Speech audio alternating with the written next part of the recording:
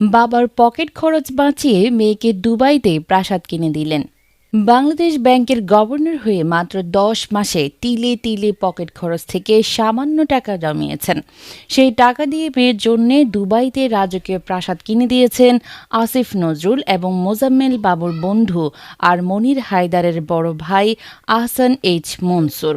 এই ভণ্ড বাংলাদেশ ব্যাংকে এখনও আওয়ামী লীগ আর ভারতীয় এজেন্টদেরকে বসিয়ে রেখেছেন।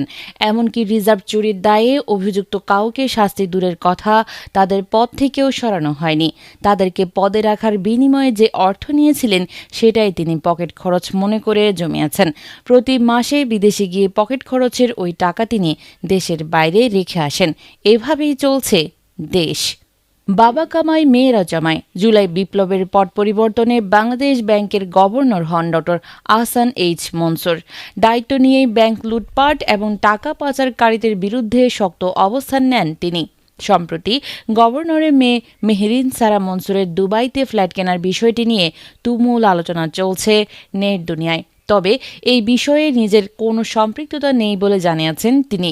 এ বিষয়ে গভর্নর বলেন, তার মেয়ে দুবাইতে ফ্ল্যাট কিনেছেন ২০২৩ সালে। এর সাথে তার কোনো সম্পর্ক নেই।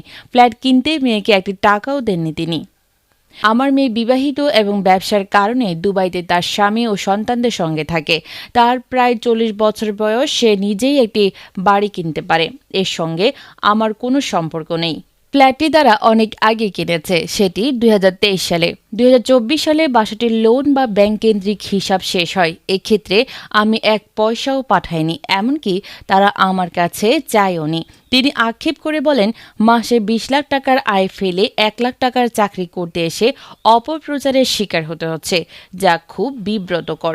এজন্য তিনি টাকা পাচারকারীদের দায়ী করেন। এ সময় নিজ গ্রামে গড়ে তোলা রিসোর্ট সম্পর্কে গভর্নর বলেন, করোনার আগে যুক্তরাষ্ট্রের বাড়ি বিক্রি এবং পেনশনের টাকা দিয়ে এটি করেছেন তিনি। উল্লেখ্য, গত ১৩ আগস্ট বাংলাদেশ ব্যাংকের ১৩তম গভর্নর হিসেবে দায়িত্ব নেন ডক্টর আহসান এইচ মনসুর।